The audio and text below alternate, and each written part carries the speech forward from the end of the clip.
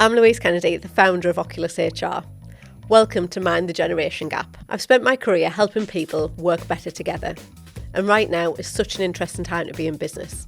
We're seeing a real shift in the workplace as different generations start to bring new ideas and also opportunities. In this series, I want to look past the headlines and also explore how that we can bridge the generation gap. I'll be talking to business owners, educators and the next generation to hear their stories and really find out how we can work together to future-proof our businesses. On our next episode today, we've got Eloise Armstrong, who's coming and joining us. So we're really dead keen to find out more of what she's about. So do you want to just give me a little bit of overview of what you do? What's your job and how old are you? Are you a Gen Z? Yes, I'm a Gen Z queen through and through. So my name is Eloise, also known as the very social media girl. So I started my own social media agency in lockdown. I'd done a lot of social media work beforehand. I'd done a bit of PR. I'd done some other work in a previous job I was at as a travel agent. And just in lockdown, I thought, you know what, I can do this for loads of other brands. I love social media, grew up with it. And that was where it was born. So I help businesses with their, mainly TikTok and Instagram, I'd say, my main platforms. Okay. And do a lot of video editing, filming, and help them manage their content. Do a little bit of everything. A little bit of everything, A little bit of everything with it. So when you left school, what was your route path to get into setting your business up? Yeah, so I left school in 2015, went straight to college. I went and studied at college media studies, film studies, photography and travel. Okay. Loved them all, loved all the creative side of everything. And then straight after college, I had the option to go to uni. My mum and dad said, you know, if you want to go, you can go. But at that point, I didn't really know what I wanted to do. I loved a bit of everything, but I wasn't like the smartest. You know, my dad said I couldn't spell Bob backwards. So like, cheeky. Yeah, I know. So he was like, you know, it's up to you what you want to do. But I wasn't amazing at English. I liked it, but, you know, I didn't really think, I don't really know where these jobs could go. Yeah. So I then went into the travel agency, into the travel world, because I loved all things travel. I was fortunate to have been on some amazing holidays. So I went and joined Hayes Travel. I was an apprentice there. Right. I ended up being there for 4 years, worked in a branch with all of my colleagues, and obviously we did the selling side of holidays, but my job also involved doing a lot of our Facebook page. Right. And For the branch or for just for the branch, yeah, okay. just for the branch where I worked in Cockerton. And I eventually loved doing that side of it. I loved doing the deals. I loved making them all look pretty. I actually brought TikTok into the company and started doing daft dances and stuff. But I realised I loved that part of it more than dealing with the customers. And people coming shouting at me, you know. I realised that I actually loved the more creative side. People shout at you about holidays. Yeah. I know. Destroy holidays for me. Literally about the weather, as if I was controlling it. So, if I knew there was someone shouting about the weather too. Yeah. So, you know, I realised I actually liked that part. I wanted to sit on the desk at the back, and I like just doing that side of things. Yeah. And then in my job role there, I got the opportunity, I actually won a competition to go on a cruise to Miami in the Bahamas. Right. And I got to enter that, and the way I entered it was by doing a rap on a video on social media, and it like blew up, and I won it, got to go on this holiday, got to be on the front of a magazine. Oh, did you? Yeah, it was really cool. Yeah, And then after that, a lot of more things in my job role came from there. So I got the chance to go to Northern Cyprus with a travel company, and they basically said how it was known for being quite an old person destination. They wanted it to appeal to more of a younger audience. So they sent me and my boyfriend off, and they said, I can go, but my main job when I'm there is to film it and edit it in a vlog to appeal to young people. So this was where my sort of first bit of video editing came into play, and went on the holiday, loved it, and was sat on the plane home editing it, and I was like, I love doing this. I loved the editing, the filming, making it go to the music, and came back, and ultimately that sold holidays to young people. Right. So I feel like that ticked what they were wanting. Yeah, so that was kind of you starting, Yeah. kind of how it all kind of started. Yeah. Right? So when you went into COVID, were you working still at Hayes Travel at that point? Yeah. And then obviously furloughed, I would imagine. Yeah. So I was still in the travel agency at that point and was put on furlough, was doing a lot of the NHS like 111 calls and things. Yeah. And I think that was really the moment where I thought, I don't really want to go back. Yeah. I love the girls there, I still go on the work nights out. But I thought I want to do this more. So I was just sat with my dad and my sister. I was bored of just watching Netflix all the time, and I thought I need to do something. So I started to do a course with Teesside University, a bit of one at home, just a digital marketing, because I'd done it, but I didn't really know a lot of like skills and things. Yeah. So I did the course with them, just at home, sort of a Zoom sort of course with an exam. And then I thought I'm going to create my own Instagram page. Okay, so just before I move on to that, so you decided to do the course. Was that a mindset side of things to think, I know I just need to learn a little bit more. I can just and go off and just learn how to do it a little bit more. University will teach. Was it just a drive or a mindset that's anything's achievable? Yeah, and I think as well, it was just the boredom. And I thought, I'm bored of just going for my half an hour walk a day. Yeah. Just sat at home. And I thought, I know a bit, but I just wanted to know more. Yeah, and do more, like learn more skills alongside of it. Because I knew a bit, but it's all just what I taught myself. So I thought there's a lot that I'm probably missing. Yeah, okay. So I did a lot more online courses. Like there was one with Google, like digital marketing. Did you feel as though all of that was just then very accessible for you? Yeah, it was all free. It was all free. You looked, you could find it. It was something. Okay. Yeah, didn't pay for any of it because again, I liked it, but I didn't. You didn't know what you liked it. Yeah, and obviously I didn't have a huge amount of money, obviously being on furlough, to then put on a course that I thought, it might not be something I want to do. Yeah. Okay.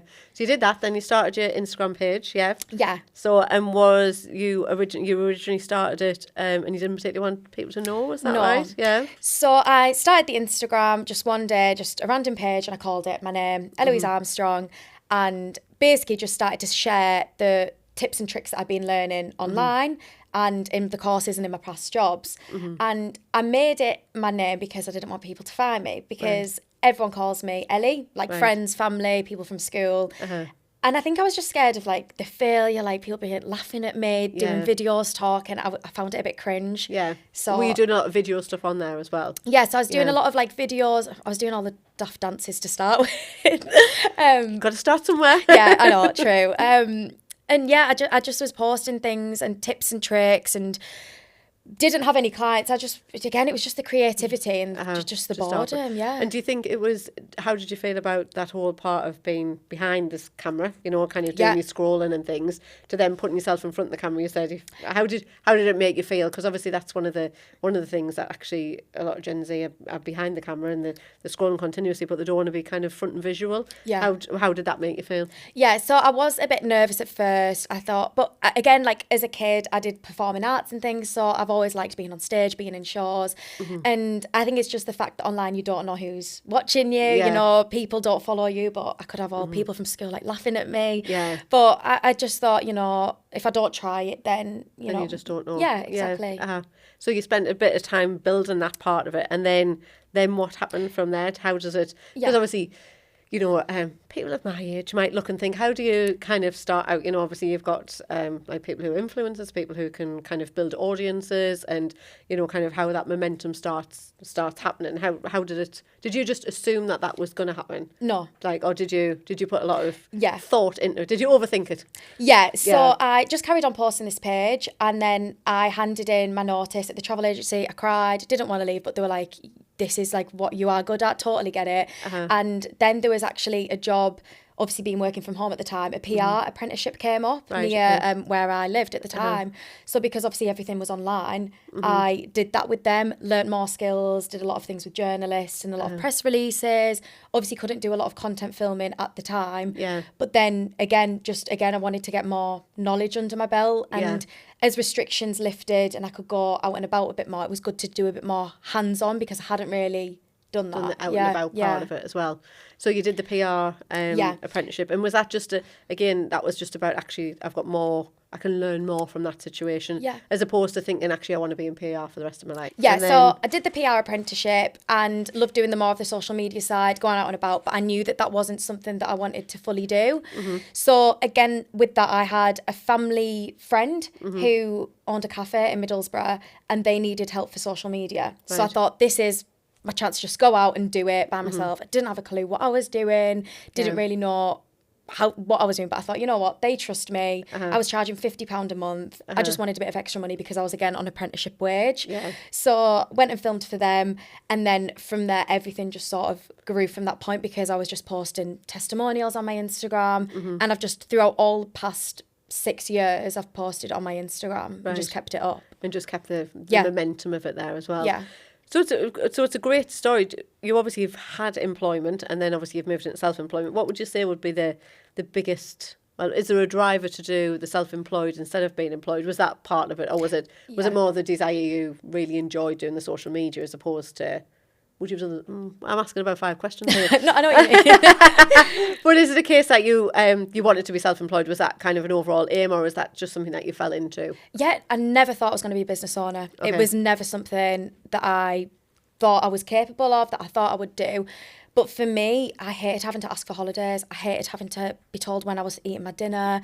I wanted that freedom. Yeah. But I never thought it would get to the extent that it's got. And I think as things have grown with me as it's gone on, I could never go back to being in full employment now, because I just love what I've built. But it was never something I thought I would do ever. And do you think it's about flexibility that you've got now? Obviously, one of the things you said about holidays and lunches and things, that is flexibility one of the important aspects of what you do? Yeah, and I think even though I am sat at a desk a lot of the time, I didn't love being in an office every day. But then it's hard because I do then sort of miss that balance where, I was with the girls chatting. But overall, I think it's just the freedom, and just that there's no set thing on anything, if I wanted to do more things, there's as much as I can do as I want to do, basically. Yeah. And the idea of setting a business up at, so how old would you have been then? 20? So I'm 27 now, so I was, probably about 21. Yeah. Obviously it's daunting, isn't it? It's a daunting idea. And do you think, again, 2 questions, do you think it was setting a business up was something that was talked about, as you went through school and college? Was like that entrepreneurial side of things, was that ever talked about at that point? No. So when you came to doing it, did you have the mindset of actually you were starting as a social media person and then it's developed into being a business? Or Yeah, so 100%. Because even probably still now I'm just winging it. Like I'm still probably not doing everything as I should be. But I think that's been one of the good things, because it's not that I've set out with that objective in mind. I'm just seeing where things take me and just going with the flow. And do you feel as though that flow is quite fluid, as in you just don't know? Are you saying yes to opportunities as they kind of come up and not really knowing where they go? Or... Yeah, I think when I was starting out a lot more, I was saying yes a lot more to things. I was wanting to do everything. I was burning myself out. I was trying to be a billion places at once. But I think as time's gone on now, I've realised what I want to invest my time in and what I want to do more for me. Yeah, and just those things that you've chosen that you want to invest your time in, do they fit with your kind of personal values for who you are? Like, as in, I suppose, do you know your personal values? I'm not going to ask you what they are. I don't know, actually. But I'm just wondering whether you know your personal values, as in that's helping you make those choices of what it is that you want to do. Yeah, I think definitely. And I think maybe as I've got older as well, I've realised what's worth my time and what I wouldn't want to do something. I've been asked to do like ads and things in the past for brands, but I've been like, well, I've never used it. I don't know what you are. Yeah. And I wouldn't then want to put that out, and then my followers or friends, people know you're just doing it to get money. So it's about getting that balance of what I think is going to work for me. Yeah. And do you feel more comfortable now that people know what it is that you're doing? So at the beginning you said that you had it under your actual name because nobody called you that. But do you feel more comfortable about people knowing what you do now? Yeah, I'm so proud. I mean, it's funny because I still haven't really shouted about it. I don't have my own personal Instagram because that just got sacked off when this all started. So I still probably think a lot of people don't know about it. But I love shouting about it. I love seeing on my TikTok some old people in school stalking me. I think that's quite a nice little ego boost. So it's good when I love people it. Are looking, Yeah. And do you think, obviously we'll touch on social media in a minute, but do you think there's a big thing where people, obviously you work with social media, but do you think there's a big thing where people make comparison? When you said some people are stalking you from school and things, and that's got a feel good of it. Do you think and when you're looking at socials, do you think there's a comparison thing that you're looking at? Yeah, I think that's definitely something, especially in this day and age. I think it's very hard to easily compare yourself to other people online. And I think it's just always going to be like that. Someone's either got something you want or they're doing something you want to do. And it is hard. And I think there's not really a way of getting around that apart from unfollowing people. But I think there's always going to be that comparison online. And do you think that impacts upon people, obviously other people of your generation? Do you think that impacts, without broad sweeping, but do you think it impacts on people when they're making those comparisons? Because in essence, it builds up expectation, doesn't it? Well, if you can have that, why can't you? Why can't I have that? Do you think there's that part of it goes on? Yeah, 100%, especially in the industry I work in as well. But I think even for other businesses, you know, maybe even, you know, beauty people, hair people, if they're seeing them work with a certain person, it's like, well, why can't I? So I think, there's definitely that. And it does make it hard. I think you're just always going to compare stuff online, but you just need to minimise the risk as much as you can and focus on where you are, because, you know, we can't all be the same. Yeah, definitely. So aside from work, how much time do you spend on social media every day? Aside from work? Yeah. Not actually that much. Do you not? No, because like I said, I don't have my own Instagram, don't have my own TikTok. Right.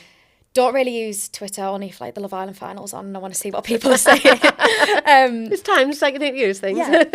TikTok, I do a lot of scrolling. I mean, I probably say it's for work and it's probably not. But like, is there a fine line between what's work and what's you?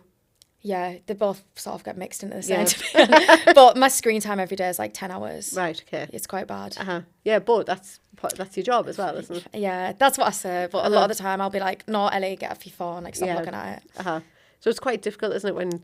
And do you feel as though that's comparable against like people like, you know, kind of friends of a same age? Are they all doing the same thing? Yeah, I mean, you know, me and my boyfriend, husband, sorry, are both sometimes in bed and we're not talking, we're both on TikTok. And his screen time's high, but obviously mine's higher than a lot of my friends. But then I think it's just the way that everything's gone. I think especially since lockdown, since TikTok got a lot bigger, I think there's a new stat that's come out that said our brains are the size of a goldfish now with our attention span, because it's just getting worse with all this short form content all the time.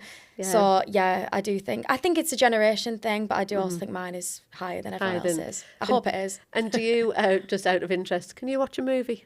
Have you got the attention span to watch a movie? So I actually went to the cinema last night, and if I want to watch a film, that's the best place to do it, because I won't go on my phone in case obviously don't want to get shouted at or anything. But yeah, I find it hard. If you were at home, would you be able to? I find it hard to.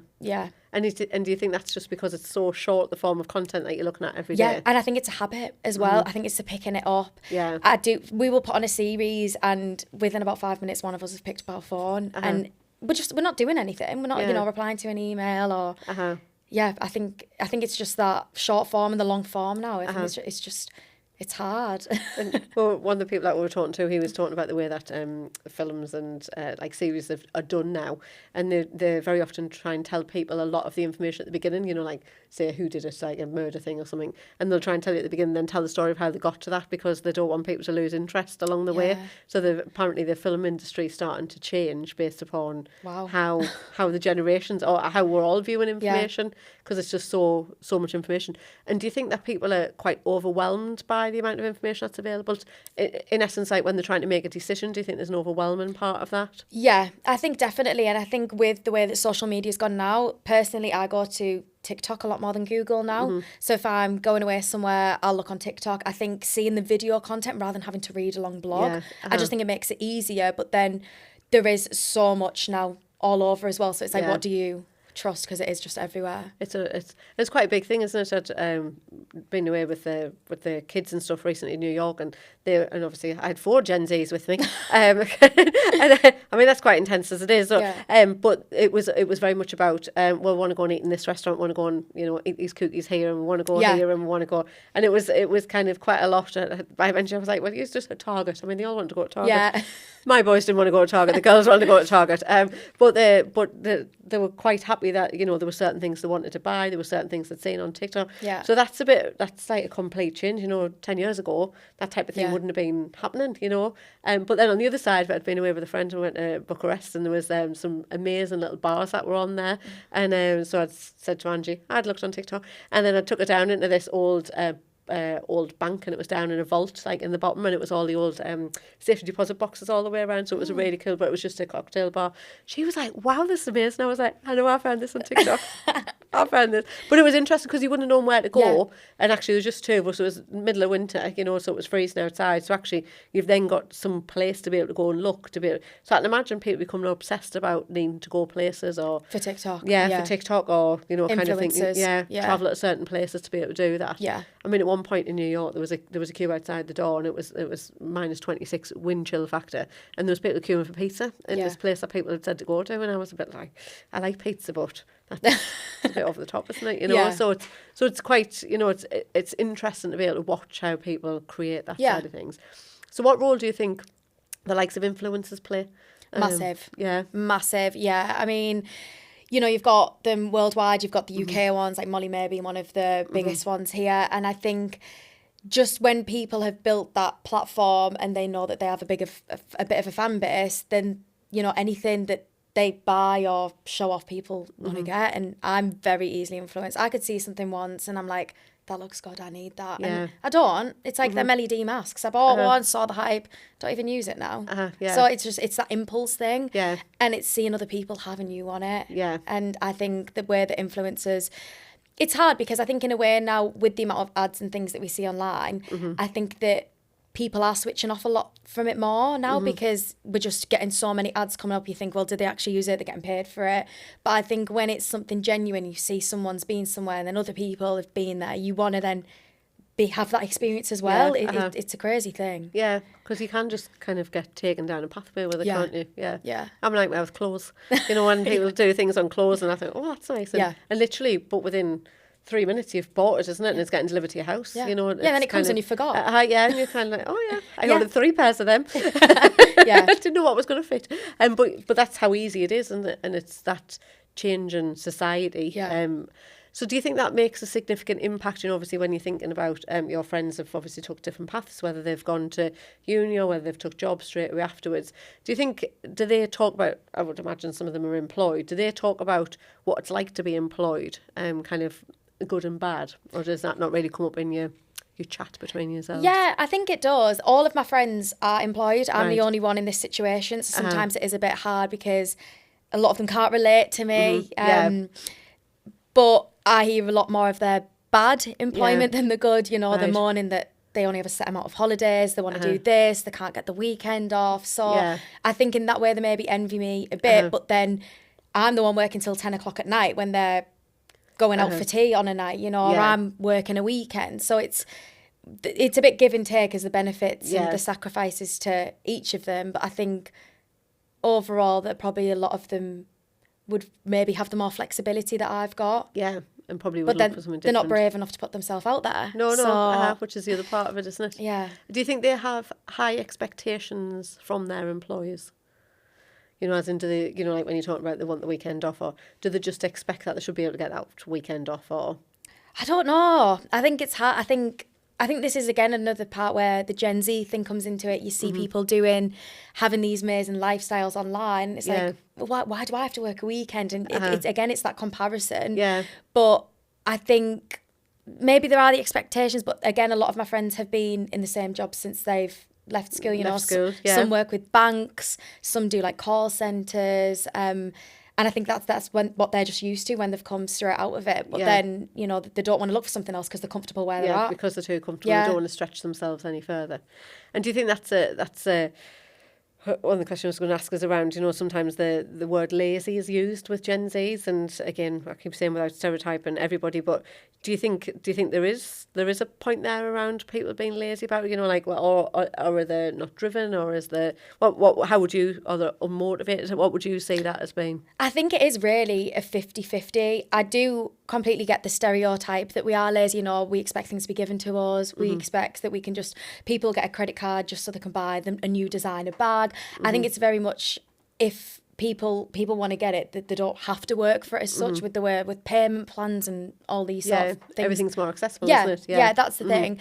But then I think a lot of people since lockdown as well have realised that why do we have to be limited to one job? Why do we have to be limited to this? And I think it's the same things on TikTok. People like, well, I want to do that. And then some people have got the drive. A lot of people now want to be creators. A lot of people want to be influencers. But not a lot of people stick with it. And that's, I think, where the lazy side comes in, because people don't realise how much you've got to be involved to get it. Yeah, you've got to push it ahead. And one of the other words that's used a lot is entitled. What do you think about the word entitled when it refers to Gen Z? That's a difficult one. Because, again, I think it comes to the point where people think they can have everything. People think, we see influencers with all these things. We see people we know buy these things. And it's like, well, we should have it. If they've got it, we're entitled to having it as well. So, but then it's about how they get it, I think, is that's when I think a lot of people can be, you know, the lazy. Yeah. People are just quite chill. People just want to sit home and watch Netflix all night. And it's like the famous Kim Kardashian quote where she was like, you've got to get your ass up and work because no one wants to work. And it's true. Like, if you're not going to do it, it's not just going to come to you unless if you're in a position where it is. So. And where do you think you've got your drive from? I don't know, because like I said, I never planned that this, I didn't really know what I was going to do.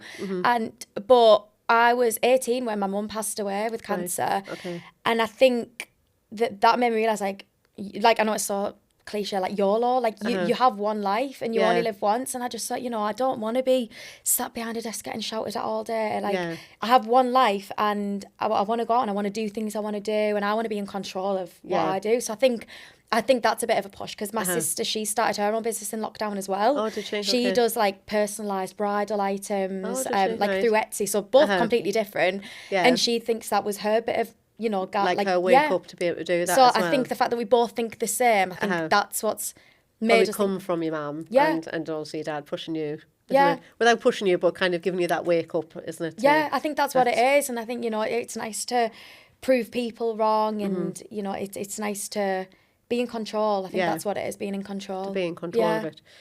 So one of the things that you've been really honest about is kind of tears and breakdowns behind the scenes. Do you think people mistake generations' focus on mental health for a lack of hustle?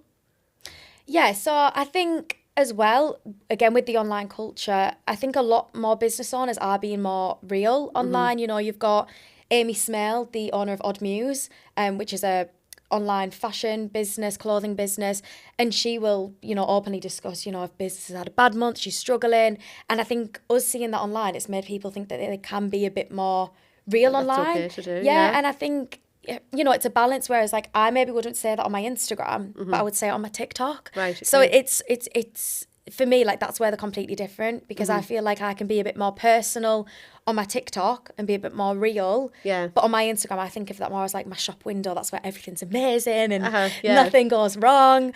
So life is good. Yeah. So I think that with the way people are speaking more online about being more open about the struggles, and I think that's then what encourages more people to think, well, actually, you know, fair play to you because you've been real saying that. So I think, again, it just humanises you and, you know, people buy from people. And do you think it becomes more acceptable, like as in by being upset or, you know, kind of voicing those concerns? Do you think it's more acceptable, therefore it just encourages others to be in that similar type of situation? Yeah, I think that's the thing, because you see other people and you think, you know, you're this massive, you seem so successful, and your complaints, it's like, well, really, like, I think it is okay. And it helps then other people who maybe look up to you. And I think, you know, rather than bottling things in that you're struggling, I think it's within reason, you know, where things are allowed, you know, if there's legal things involved. But I think if you're struggling, I think it's good to speak up, because it shows other people that it isn't all sunshine and rainbows. Not always, I think that's the biggest thing, isn't it? Other people always assume it's something different and better, isn't it? Yeah.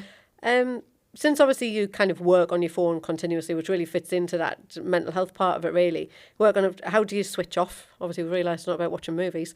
But how do you actually switch off? Or do you kind of, you know, do you just pay the price for being on your phone by building the brand that you're building at the moment? Yeah, I can't really ever switch off. Can you not? No, and I think, it's quite annoying at times, because, you know, I could be on a nice night away with my husband, and then I'm fully, you know, we were at the Lake District, fully on a walk, and then I get an email, and then it's like, he's like, oh, don't reply now, you know, we're having a nice weekend. But then it's in my head, and I'm like, I have to reply, because it's just there.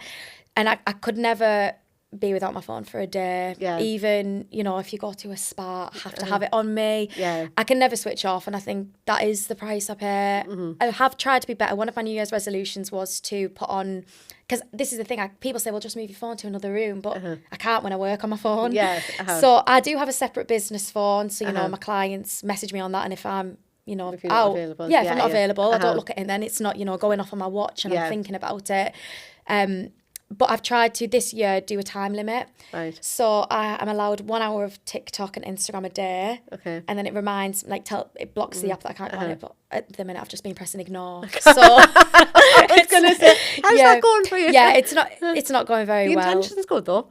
It's there, and I'm like, but then sometimes I'm like, I've only spent an hour, so yeah, I'll do a little bit more. Yeah, and I'm like, oh, ignore. But it's mainly when it comes to the end of the day, and I'm like in bed, and I'm trying to read a bit more on a night because again, like the screen time and things. But yeah, I think it's just one of the hazards that's come with my job, and because I think I love what I do, I've accepted it. It's just the way it is. Yeah.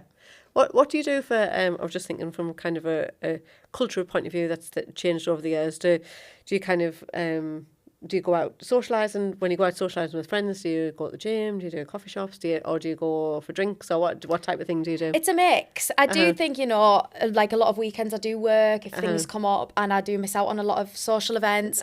I make sure that at least 1 hour a day I do something like not on my phone. So I'll go to Pilates, go to the gym.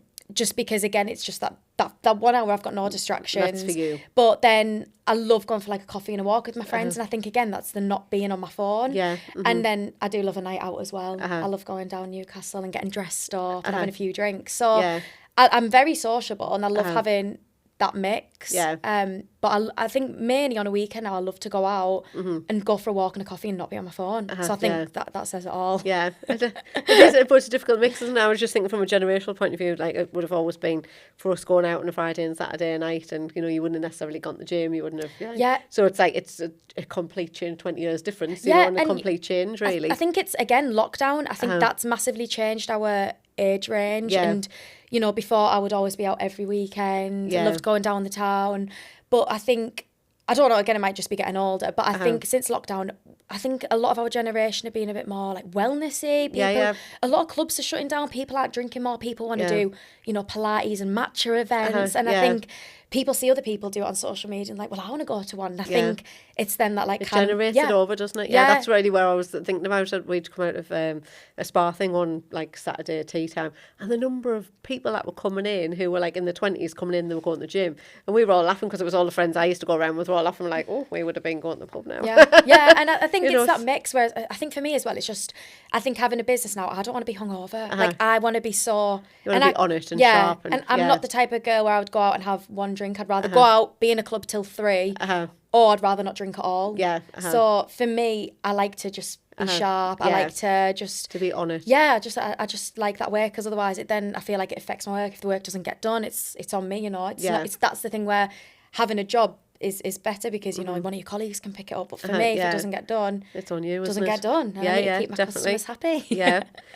So you lean into being the Gen Z queen in your brand. Does that help you stand out to clients, or does it feel like people don't take the business side of what you do serious enough because you're so authentic?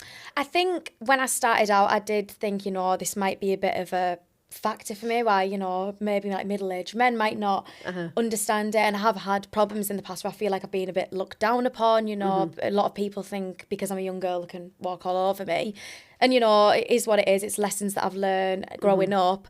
But I think overall now I like playing into that. I think a lot of businesses now want someone Gen Z. You see a lot of job applications and like we're looking for a Gen Z enthusiast, because I think the way that we've been brought up with, when I was growing up, I think like my first phone was like a BlackBerry or something. So it wasn't like, these Nokias and things that like my sister and people had. We've grew up with it. And I think that a lot of businesses want to be on TikTok, and they know that we know how to use the app, because we've grown with it, rather than someone older getting it now and being a bit alien with it, which a lot of people come to me. They're like, got TikTok, I've never used it, but how can I use that for my brand? And now I think that's, one of my strong points. I think that's what people that have come to me now want. So I think at first I found it a bit difficult, but now I play on it because people want that. Yeah. People like the involvement of it. Yeah. So a big part of what you do is helping businesses stay relevant online. Do you think older generations struggle with this because they're trying too hard to be Gen Z, or rather than being authentic? What do you think about businesses, kind of like how the generations struggle with doing these things? I think that's a big thing. I think a lot of business owners online will try to be Gen Z, but it depends on the audience, but mainly on TikTok it is a younger audience, and then we can see through it. We're like, oh, what are you doing? You look a bit of an idiot. Like, you're trying too hard. And I think, you should, in a way, take the joke out of yourself, like take the mick out of yourself a bit and be a bit more funny and be like, got TikTok, don't have a clue what to do. This is my product, come buy it. And I think that's when people would relate and resonate with it. So I think, don't fake it, because we can see through it. This is the thing with online now. You can tell when someone's not being real. Yeah. And I think as a brand, you don't want to then lose that trust with people. So you're better off just being honest and getting someone Gen Z on board to help you with, maybe you're not actually doing it. Yeah, literally, because I think that's what works. I think there's so much that you, like, from my point of view, that I don't know, when it comes to doing social media and stuff, and that's the way that to continue on with the business and to keep an active presence. That's what you need to do, isn't it? Yeah. And my business doesn't particularly sell by being on TikTok or being on Instagram or something, but it's a consistency of information that's out there that makes a difference, that people always have some reference point. If you search us up, there's information that's available. So consistency would do it, but it's kind of much easier to get somebody else to do it. Yeah, exactly. I think that's the thing as well. I think the older generation, maybe, what I say to a lot of people, when they started their business and maybe they're in the beauty industry, they didn't think they'd have to come on and make videos, talking to camera, and that's not what they signed up to do on their business. Yeah. But I think overall, people are happy to adapt most of the time. And I think, if you're not going to do it, someone else is. Yeah. So I think that's the thing. And it is hard to adapt to, thinking about, but it's kind of a need in the business, to kind of to be online, whether it's linked. Obviously, we do a lot on LinkedIn, but whether it's LinkedIn or and trying to keep the traction going on it as well. It's quite intense. Yeah. It's quite intense trying to do it when you're actually then trying to run a business. Exactly, which is the problem that a lot of business owners have, because it's another thing to think about, and the time and the energy and the thing. I've had a full day working in person with clients. I don't want to go on now and film a daft TikTok, but if you're not going to do it, someone else is, and I think that's the mindset that you need. That's what it's about, isn't it? So reflecting on kind of the 21-year-old you, and looking back at the girl who was kind of nervous about using her own brand, her own name on Instagram, but obviously since then you've worked with global brands and the pride of Britain. What's the biggest thing you've learnt about your own potential? That the world is your oyster. I think, I've loved to prove people wrong. I think I've just got that drive as time's gone on. And I just think if people say, I can't do it, so this is where then I think, well, you're lazy. If you want something enough, you'll put yourself out there. And I think I'm really proud of what I've done. And when I look back, I'm like, wow, as if I've done that, as if I've got to these places. But, if I didn't start that page, then you wouldn't have... I don't even know what I'd be doing now. Yeah. So, and it's about taking that opportunity, isn't it? And that's why, back to the beginning when I was asking you about those, about the courses, that you just thought, well, actually, I need to learn a little bit more. I'm just going to go and find the information out. And that's been a theme that's run through from the other Gen Zs, where I think maybe potentially older people might think about it or might overthink it and think, well, I can't do that, or I don't know enough information. So the fact that you've gone out there and think, actually, I'll learn more, and if it's good, it's good. If it's not, it's not, So it's kind of having a good mindset that goes with it as well. So kind of talking about success, what do you deem as your current success, and what does success look like in the future for you? So I think, again, similar to what I said, why I wanted to start the business and what I've loved, I think it's the freedom, it's just all the different opportunities that have come. I feel that I've been fortunate in my position to, I've worked with the Pride of Britain Awards, and then because of that, again, they found me on my Instagram. Right. And I think because of that, it's opened a lot more doors. I've worked with huge brands, and I think for me, there's just no slowing me down. I'm raring to go. You're there, you're ready to go. Yeah, and I think something that I've struggled with being Gen Z, it's I've been having to get more support now and more assistance because, there's only one of me and there's only so many hours in a day. And it's hard because I love what I do and I'm quite a bit of a control freak. So it's, trusting people. But I just want to keep growing. I'd love to just grow a bit of an empire and get... full team of girls, no sexism, but we're on board. I love that. And I have a lot of people message me and they're looking to start and they want advice, and I'm like, it's a nice feeling thinking that people are looking up to me when I've just winged it. So I like that. Yeah. So your success in the future is the building of the business, building your empire. Yeah, building my empire. It's not going anywhere. I just want it to get bigger. I'd love to just have gorgeous vibes, which again is so Gen Z to say. That's good. But yeah, just want to keep going, and I love what I do, and I think because it's such a passion, it doesn't feel like work. And I think that's why I love it. And that's the whole point of getting up every day and wanting to be there, isn't it? As opposed to dreading going into somewhere. So it's a good way to be. Yeah, so I just want to get bigger and bigger. Yeah. which is fantastic. Well, thank you very much for your time. I really appreciate it. And obviously you've given us so much great insight into it, into what it is that you do, the impact that it has on other people, the impact it's had on you, and kind of your, it is your personal values that that you're living by, that probably in your head you haven't articulated yet, but actually are great, like for the drive and enthusiasm that you've got. So I really appreciate your time. Thank you. Well, thanks for having me. No problem. Thank you. That is all for this episode of Mind the Generation Gap. I hope you found the conversation as valuable as I did, and it's clear when we actually take the time to listen, the gap between us doesn't feel anywhere near as wide.